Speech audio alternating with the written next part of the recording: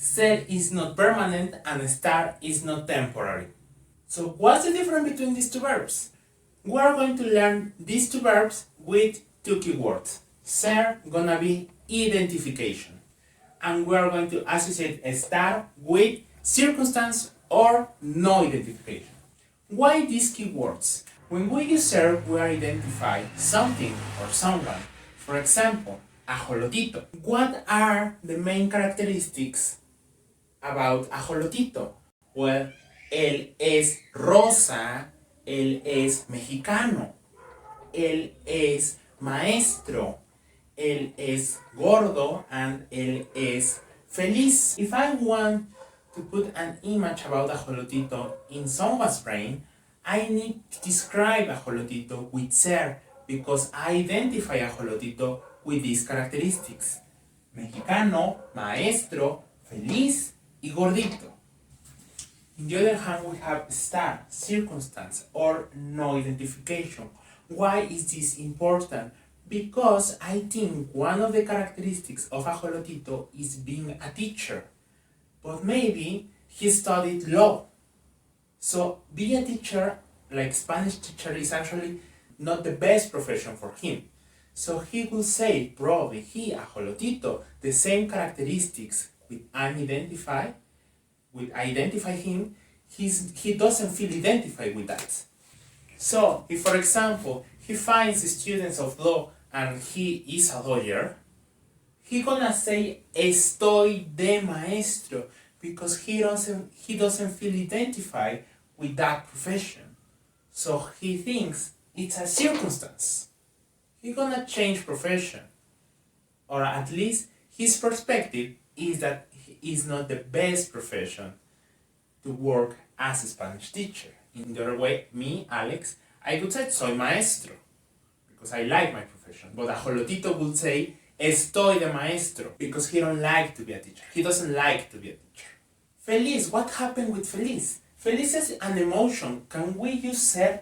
Yes, we can. If, again, I identify someone or something, in this case someone, with feliz. For example, I think ajolotito es feliz because he lives in a palace, he lives with me, he has food every day. So I think ajolotito es feliz. But actually that's very hard, that's very strong, that's are like very high words. It's very, very common and so much common to say estoy feliz. But what happens if you say, okay, but feliz and permanent?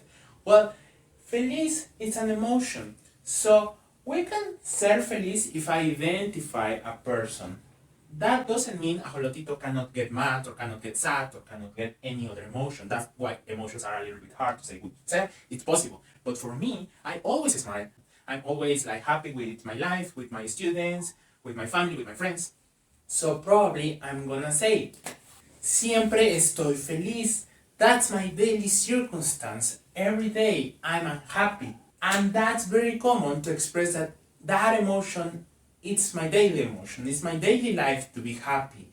But I don't feel that I don't want you to identify me as a happy person because I'm not, yo no soy a happy person. When would I say like something like I'm a happy person if I'm a millionaire, I have no problems, no economic problems, I don't have to work, but like the perfect life, then I will say soy feliz. But that's very hard to say. So we will say siempre estoy feliz.